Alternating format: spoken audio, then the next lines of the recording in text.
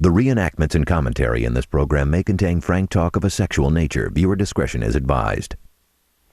Are you ready for some heart-pounding action? It's tag team courtroom-style wrestling in Santa Maria, with MJ and Mesro in one corner and Mom and Grandma in the other. Hello, I'm James Curtis. Welcome to E's coverage of the Michael Jackson trial. Janet, the accuser's mother, entered the courthouse in her usual masked witness style in stark contrast to Michael Jackson. When the gloved one arrived, it seemed like he didn't have a care in the world. He strolled in casually into that courthouse with his mother, Catherine, by his side. Now, inside, everything got real serious, folks. On redirect examination of Janet, the accuser's mother, Assistant District Attorney Ron Zonin tried to reinforce the prosecution's bad dad theory about David. David, of course, is Gavin's father and Janet's ex-husband. Here's how Gavin's mom responded to his questions according to the courtroom transcripts. There were questions that were asked of you by Mr. Mesereau as to the amount of money that Louise Palanker gave to you or your family. Did you ever ask Louise Palanker for money? No. How many separate checks were turned over to your family by Louise Palanker? It was 2 checks in the amount of $10,000. All right. Were you present at the time either of those checks were written? I wasn't present. Were you present at either time the checks were given to you? No. Did you know in advance that David was going to be given that money? No. Did he discuss it with you in any way prior to him getting the money from Louise Palanker? No. Did you assist in cashing or depositing either of the 2 checks? No. Were you aware that one of them was written to you? Yes. Did you have to endorse that one, sign it? Yes, I did. There's been a lot of testimony so far about the clean room at your mother's house for Gavin while he was ill. The money that came to create that clean room came from where? From Louise Palanker. Did you have any conversation with Louise Palanker either before or after that check was given to you about how that check would be used? No. Were you given any money by Fritz Coleman? No. Did you ever ask for money from Fritz Coleman? No. Were you given any money by George or Ann Lopez? No. Did you ever ask for money from either George or Ann Lopez? No. Did you ever ask Jay Leno for money? No. Did you ever meet Jay Leno? I've never met Jay Leno. Did you ever have a telephone conversation with Jay Leno? I've never had a telephone conversation with Jay Leno. Were you ever present at the time your son made any telephone calls to Jay Leno or had a conversation with him? No. Oh, short one-word answers from this witness? Oh boy. On recross-examination, defense attorney Tom Mesereau jumps back to the incident at J.C. Penney, the department store. Do you remember testifying at the station? You didn't show bruising, you showed marks, correct? This is correct. You said as days went by, they started getting darker and changing colors, you know, every day, every week, right? Yes. Okay. Yes. Yes.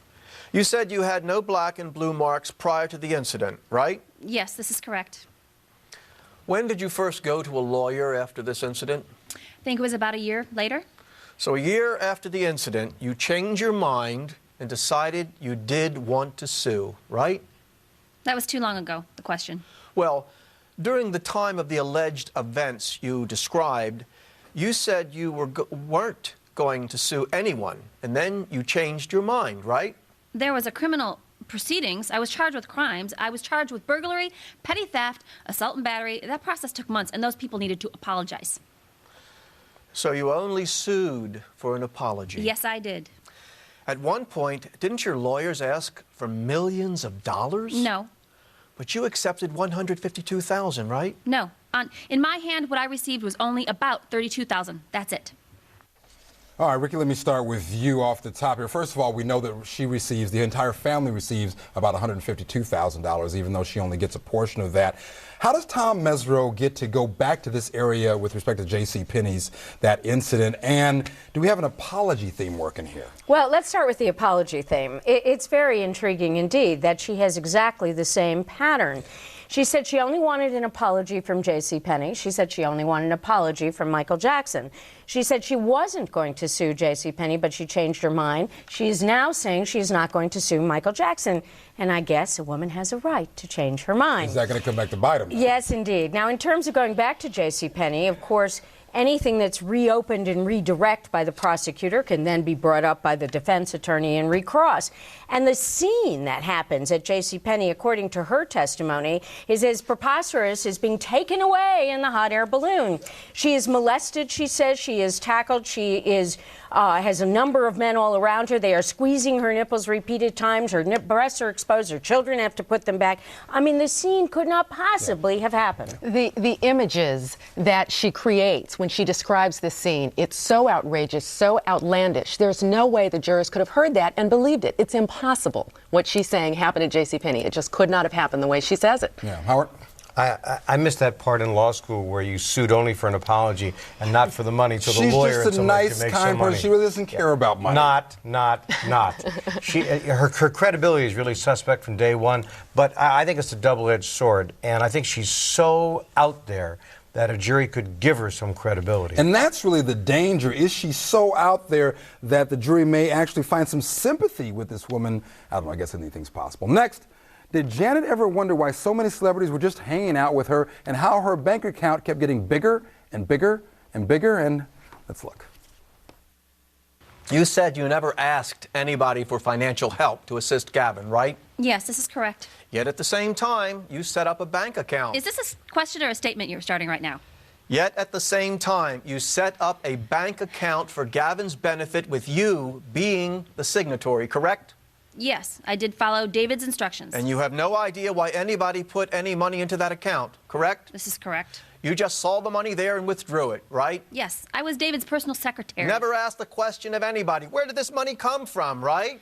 That's correct. Just assumed it was for you to withdraw, right? No, I did what David told me. And you said yesterday you couldn't remember what any of that money was spent on, right? This is correct. And you had no idea that Chris Tucker was going to wire some money into that account, right? Yes, this is correct. And all your discussions with your friend Aja Pryor, who was his fiancée, the issue of Chris Tucker giving money never came up, right? This is correct. Like I testified yesterday, I didn't become friends with Aja until after David was completely out of the picture. While Gavin was sick, we hardly even spoke. The one I spoke most to was Ann Lopez. And in your discussions with Ann Lopez, you never learned that George Lopez was planning to put together a fundraiser for Gavin, right? Yes, this is correct. And in all your discussions with Jamie Masada, you never learned that he was putting any fundraisers together for Gavin's benefit, right? Yeah. That is correct. And in any of your discussions with Fritz Coleman, you never learned that Fritz Coleman was helping to assist your family with Gavin's illness, right? Yes, this is correct. No one told you about any of this, right? That's right. Do you recall using any money that had been donated for Gavin's benefit on cosmetic surgery? No, I used a credit card. Was it your credit card? Yes, my credit card, which is still outstanding. I'm going to object as exceeding the scope of the redirect. Sustained. I think another theme is developing here. And as the recross examination continues, defense attorney Tom Mesereau seems to suggest that this accuser's mom probably shouldn't look for any work in accounting. Now, in response to the prosecutor's questions, you said that you never obtained any of the money from the first Louise Palanker check, correct? Yes, this is correct. That was a $10,000 check written to Janet, correct? Yes. Was that presented to you by David? No. Well, who presented the check to you? I think this is how it went. I endorsed it, gave it back to David, and that was it. You just said, excuse me, who gave you the check to begin with? David had me endorse it, and that's it. And you know... I think so. That's how it happened. Did you know David was going to deposit the check into your parents' account? Now I understand. This is my understanding, that my mother cashed it for him. You didn't know that was going to happen at the time? No, I was with my two other kids. Well, you saw a check for $10,000 Yes. made out to Janet, correct? Yes. And you knew it was made out to you by Louise Palanker, correct? Yes. And you're saying that David asked you to endorse it but didn't tell you where it was going? This is correct. And you never knew until recently that it was deposited into your parents' account? Yes, this is correct. Howard, it seems that perhaps some twin themes are developing here. This issue of I don't know where the money's going, I'm not asking any questions, and I did what fill in the blank, whether it's the dad, it's Michael Jackson's people, or anybody else told me to do, her lawyers, for example, and she has no responsibility for her conduct. Yeah, she has no accountability at all. Interesting enough, if you look at yesterday's testimony and today's testimony, She didn't know anything that was going on. She did say, for example, Michael gave my boy alcohol, but she didn't know about it then. Yeah. She never mentioned, by the way, that Michael molested my son. So I'm not, again, sure what her value is. Here's what I do know. The prosecution has participated in the charade. They let this lady come into the courtroom with a hood over her head. They escort her in with the sheriff's deputy. It all lends to the circus atmosphere. And you know what's amazing to me? The second that the cross-examination ended, if I was the prosecution, I would have said no questions. Get this lady out of here as quickly as possible. That is so right. Give Mesereau another opportunity to go at her. I can't believe they did that. Yeah, but Ricky, do you fully agree really with Howard's assessment of prosecution participating in the charade? And although that's a little tongue-in-cheek, I'm sure, they have to think that there is something to Oh, there is what no this woman question. is There is saying. no question that Tom Sneddon and the people that he works with certainly believe this woman's story because they are also predisposed to believe it. And even if they think she's a Looney Tune. She can be a Looney Tune that bad things happen to. And we have to remember, and I say it over and over again, you have videotapes, you have audio tapes, you have tickets to Brazil, you have the furniture being moved out of their apartment. There is corroboration here. So, of course, the prosecution says she's whacked. But nonetheless, this does happen. Doesn't But mean you know it what, didn't James? happen. Even Hold that if thought, it's Howard. true, Go ahead. I don't know why they allege this conduct. Well, and that's another issue. And we'll discuss that a little bit more as we go. Well, a case that once focused on pornographic evidence now turns to photographic evidence. It may be proof of abuse, but there are some wounds that no one can see, apparently. Stay with us.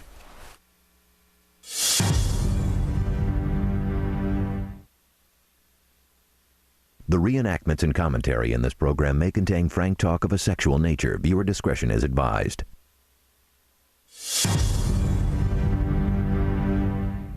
Welcome back. Like a bulldog with his favorite bone, defense attorney Tom Mesereau doesn't seem to want to let go of the mother's story about the J.C. Penney incident. You like that, did you, Howard? Yeah. Here's what the jurors heard according to the courtroom transcripts. Do you remember telling the police when David was arrested that throughout your 16-year marriage, he had physically abused you? Yes, finally I said something. You told the police that he would hit you on all parts of your body, right? Yes, he did. You said he forced your head underwater, right? Yes, he did. You said he prevented you from wearing makeup, right? That's correct. And in a number of interviews with the police, you said he had beaten you throughout that marriage, right? Yes, he did. Yet, in the J.C. Penney case, you said none of your bruises or injuries had anything to do with David, right? That's correct. When you testified under oath in the J.C. Penney case that initially you weren't bruised, but as time went on, they got blacker and blacker. What did you mean? Well, that I had, even though I did have visible abrasions, that even though these people had hit me, it wasn't immediate. I could see them. Well, like I said, folks, like I said before, Tom Mesereau is not going to drop the story about the bruises, about the photos, about what happened at J.C. Penney. Did your attorney have those photographs taken that the prosecutor introduced into evidence yesterday? Yes. You didn't go to a lawyer till a year later, right? No, he's incorrect. Those photographs were taken immediately with the criminal court proceedings. That stuff, criminal case, whatever, had nothing to do with the civil case. I had those photos already. Well, actually, my defense attorney had those photos. Who hired the photographer? Actually, I think it was, I don't remember very clear. I don't remember very clear, but it was per the defense attorney's actions, ways. I don't know what you'd call it. Suggestion? I don't know. It wasn't taken, excuse me, those photos were not taken by the police, correct? This is correct. They were taken at the direction of a lawyer, correct? Yes, this is correct. A defense attorney, not a civil lawyer. Where were those photos taken? That I do remember. It's at a place in El Monte. I don't remember the name, but it's in El Monte. Was it an office of a photographer? No, it's actually one of those, like, 1-hour photo places. Who took you there? I think it was David. Yes, I think it was David. Do you know when he took you there? Immediately. But didn't you testify in the deposition you didn't have these bruises immediately? No. That's right. When the defense attorney had told us, that's the time. Sean Chapman Holly, it seems that the defense theme, or rather the prosecution theme that helps the defense, continues here. Now it's the defense attorney who's responsible for the timing of the bruises. Right. Tell us why that's important. Well, it's important because she contradicts herself on this bruising thing. First, she says that the bruises did show up immediately. Then she says they didn't show up immediately. The photo was taken initially and there were bruises, but did David cause the bruises or not? She says he didn't. Then she says he did. She says that makeup was covering the bruises. Then she says she didn't wear makeup. I mean, there are so many contradictions here, and I think Mesereau does an excellent job of pointing them out. Yet another reason why they shouldn't have given him another shot at her. Yeah, that's got to be true. But it impresses me, and I'm sure it doesn't escape you all, that had she simply told the simple truth that the photographs were taken days after the incident at JCPenney's, because we all know from our experience that it takes a couple of days for bruises to materialize. They don't happen immediately, right? She's in the throes of what the fabric of her story is, and she can't really You put that so eloquently. You made that sound so good. Thank you, and I wasn't even done because Also known as she's lying. But no, she's trying to find this thread, and you know what happens when you tell a story a number of different ways,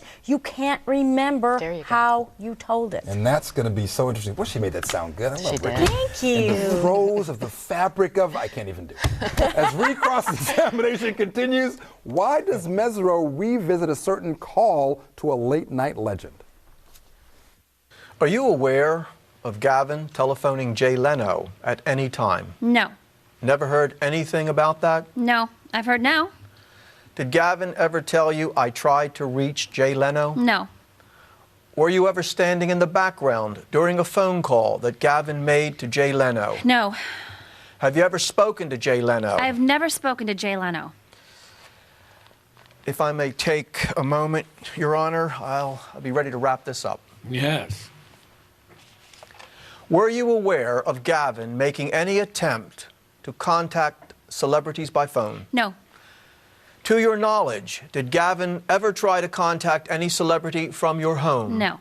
Did you ever contact any celebrity from your home? No. Did you attempt to contact any celebrities at any time? No. Next, apparently you don't have to be a movie star or even Sean Chapman Holly to have paparazzi hiding in your bushes.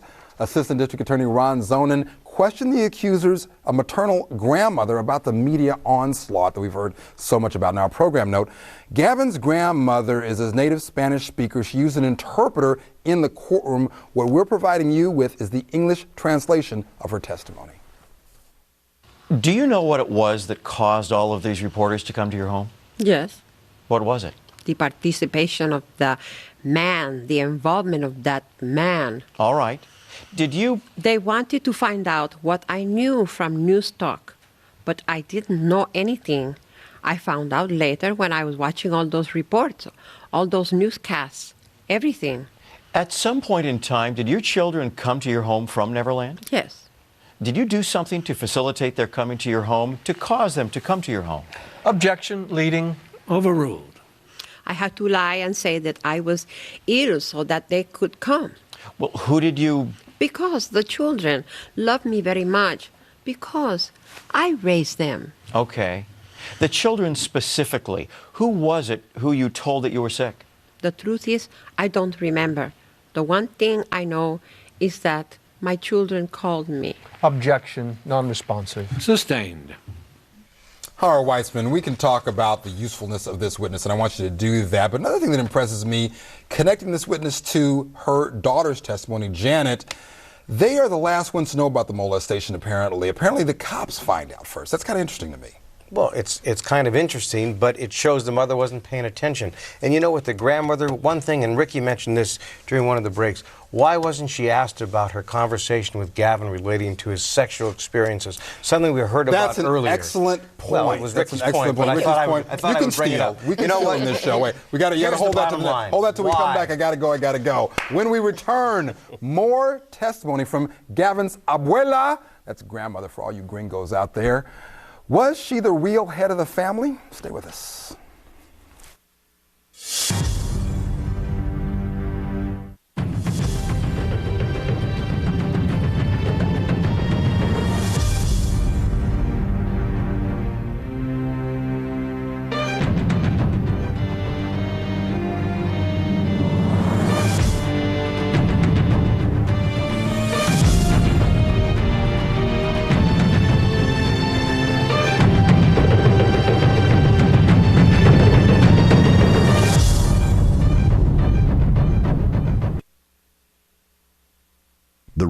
Reenactments and commentary in this program may contain frank talk of a sexual nature. Viewer discretion is advised.